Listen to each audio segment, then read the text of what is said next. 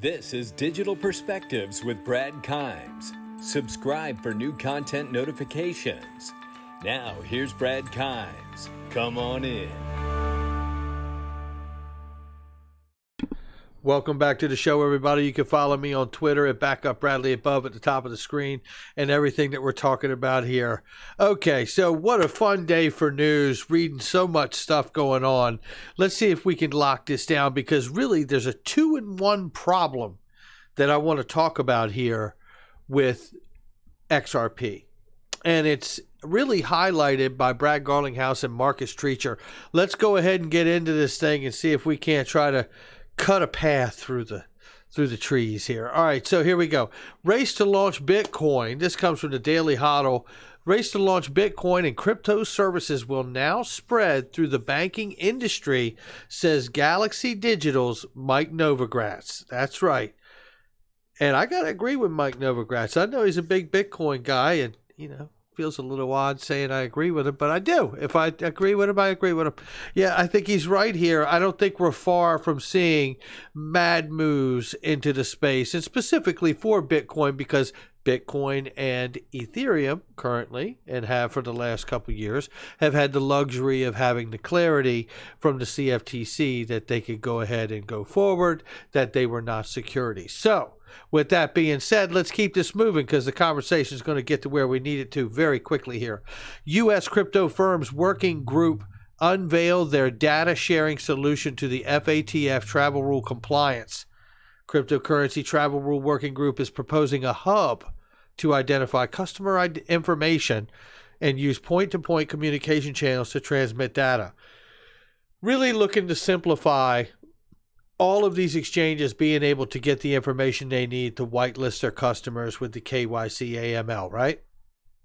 So this is really what we're looking at, and I think it's great because, look, the FATF, you guys know I ran this up the flagpole when it was before it actually came out. This is a regulatory agency connected to the G20, as is the Financial Stability Board.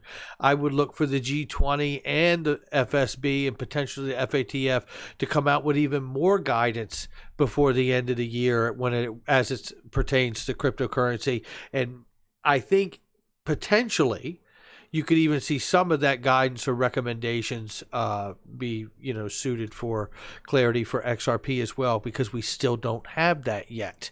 So here is a little clip right here from Cryptic Poet. Shout out to Cryptic Poet, doing really, really straight fire with everything that Cryptic Poet's been releasing on Twitter. Make sure you follow him.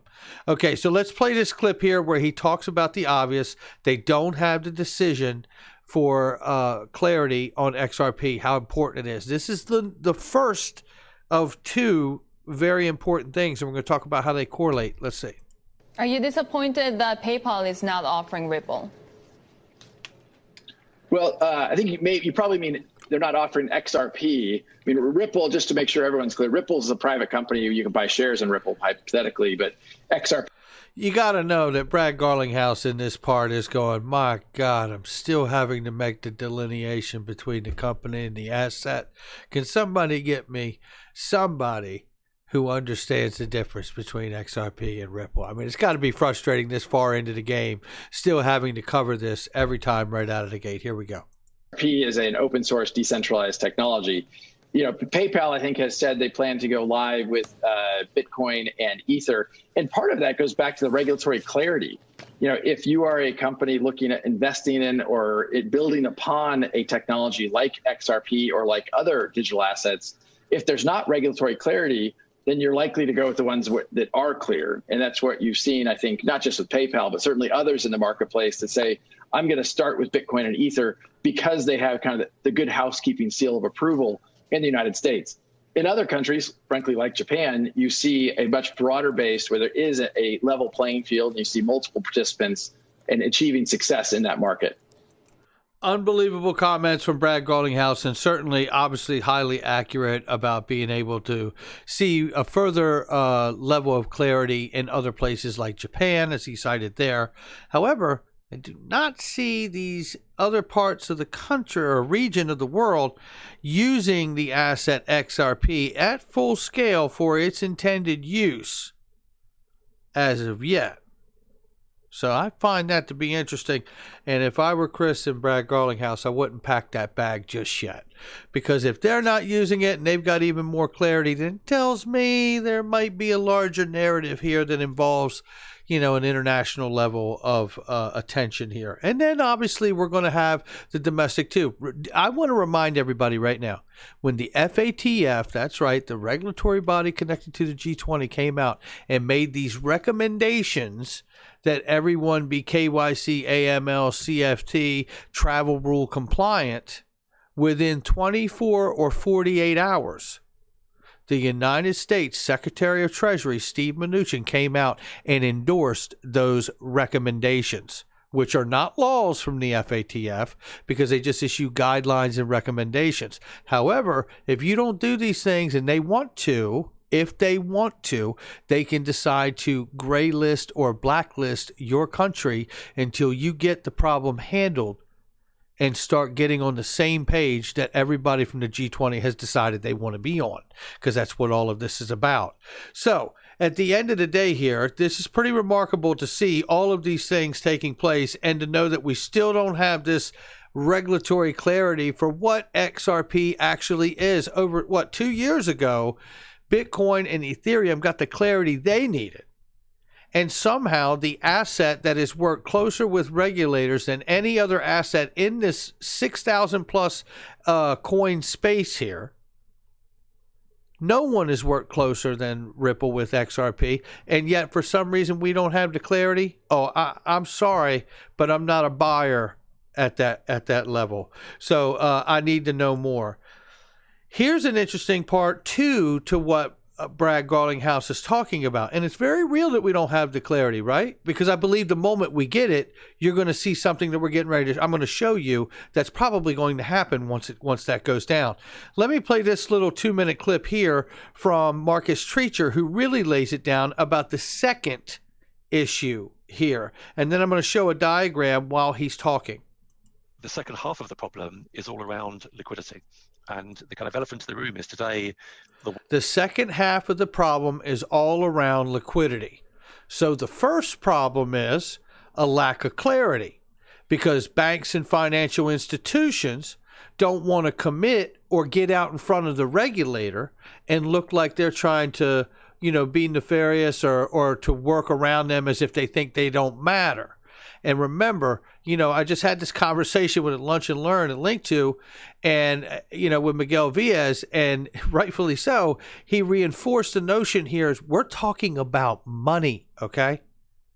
This is what we're talking about here. You're talking to regulators, you're talking about money. This is not a move fast, break things kind of environment. You want to have the blessing and the approval. You want to ask for permission, not forgiveness in this particular area. Silicon Valley is known very much so about move fast, break things, ask for forgiveness. But in this particular area and this particular arena of regulatory agencies, you want to ask for permission, not forgiveness. So I think that's a very important point because now we're looking at, we need that clarity on that asset. What is it? What is it?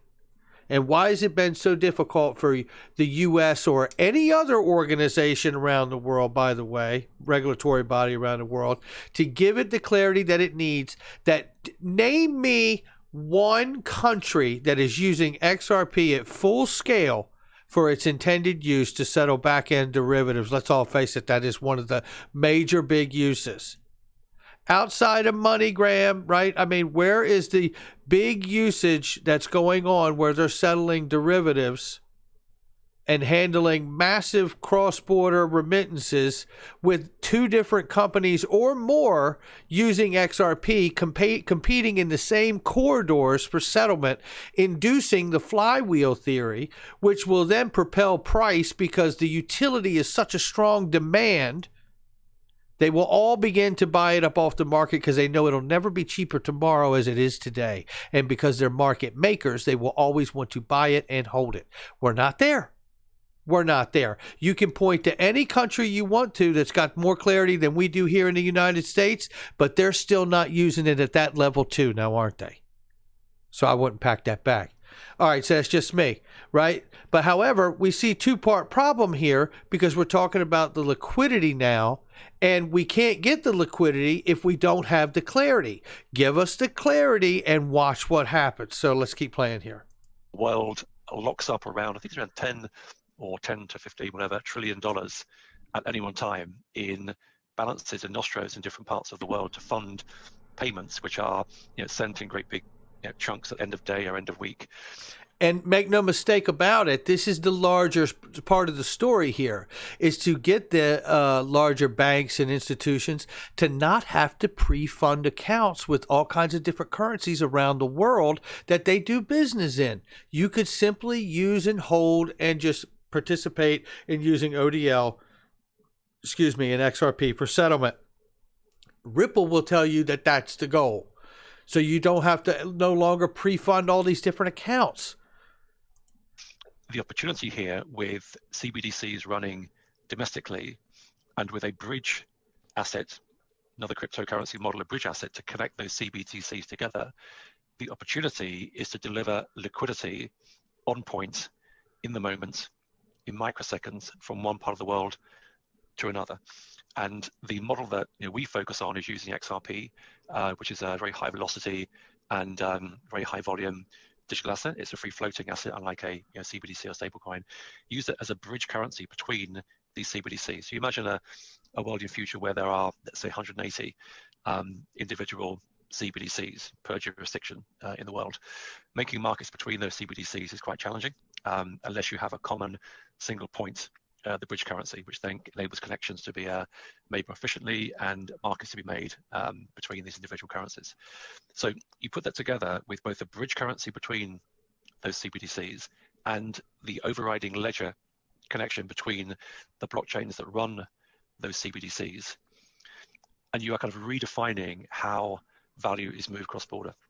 It's a complete departure from the messaging model that we've automated but haven't changed.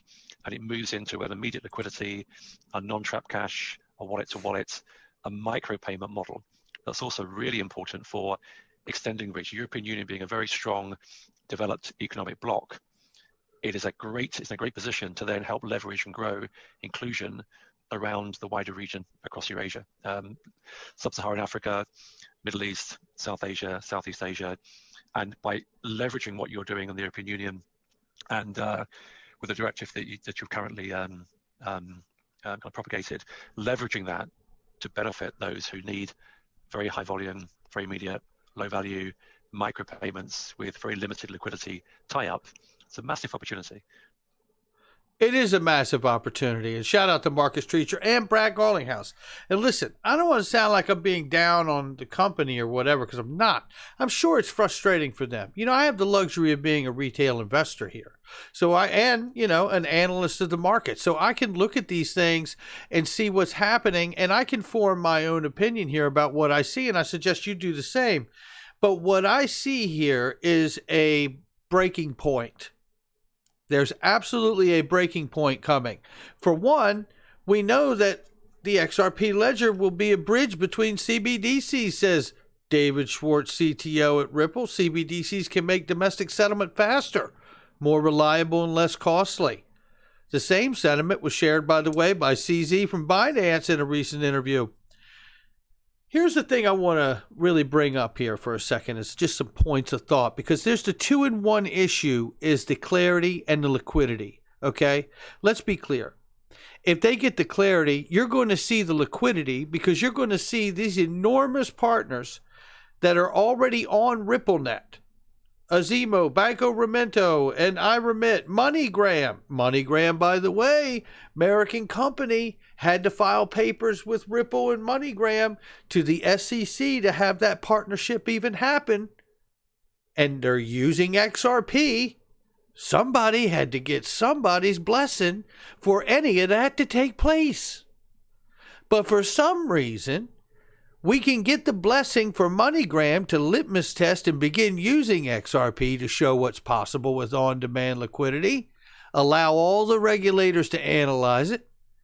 No, there's nothing to do but to scale it and to bring other competition into the same corridors to accelerate the rate and use of it. which, by the way, would increase utility and liquidity and increase the value over time. But when you see those things, or at least I do, I see those things and go, no, wait a minute, wait. We don't have the clarity, but somehow they found the clarity to let MoneyGram partner with Ripple and start using XRP with ODL. Yeah, I don't know about all that. I think to myself, there's a much bigger thing happening here, I believe. And I believe we're not far from getting the designation on XRP. I really do. Now, we still have a court case. We need to hear from the federal judge out there. We know that a federal judge in 2018 ruled all virtual currencies as commodities to be regulated as commodities by the CFTC. That was the most recent decision back in 2018, 2019 that we've had for virtual currencies from a federal level, right? So that's where we've been there. Okay, so looking at the rest of this stuff, PNC, NEOM, Santander, SBI Remit, Standard Chartered, Via Americas, and SCB. When I see all of these enormous entities, and this is just some of the hundreds that are on RippleNet, okay? Just some of the hundreds of partners that are on RippleNet. I start thinking, well, geez, you give us the clarity, and we've got the level of liquidity built. We just need them to know that they're not going to get in trouble, right? So the reality is and then I start to go back to the 2015 Deloitte PDF file that they put out, where they gave the recommendation, by the way, Deloitte, one of the 4 largest accounting consultant firms in the world. And they flat out say it this way. If you're looking to get a national cryptocurrency adoption, the strongest possible driver for that is for national government to mandate the taxes be paid in cryptocurrency. I want you to imagine that if tomorrow morning you get up and the IRS said, we'll accept XRP as currency. Well, my goodness, that would be remarkable, wouldn't it? Or a stable coin built off of it. It would be remarkable. Similarly, the strongest possible driver for global adoption of a global reserve currency would be the global institutions that can force their will on most cross-border trade, mandating its use. Most of these partners here are that kind of partner. They're so big, they could really force their will onto the rest of the market and mandate its use. Don't believe it. It's still true. This isn't my opinion. This is one of the 4 largest accounting consultant firms. By the looks of reading this, Deloitte could change their name from an accounting firm called Deloitte to Lean Over and Took It. I mean, to suggest that, hey, you want to do this thing right? You get enough strong people using this thing on a global adoption level and get the global institutions that can force their will on most all cross-border trade. Mandate its use. You know what? That makes sense to me because at the end of the day, this is all about the money. And you would have that liquidity collateral pool because you've got all the partners on ODL to begin with. And if you get the clarity, they can all begin to use it without the threat or worry or concern that there would be some kind of backlash for doing so.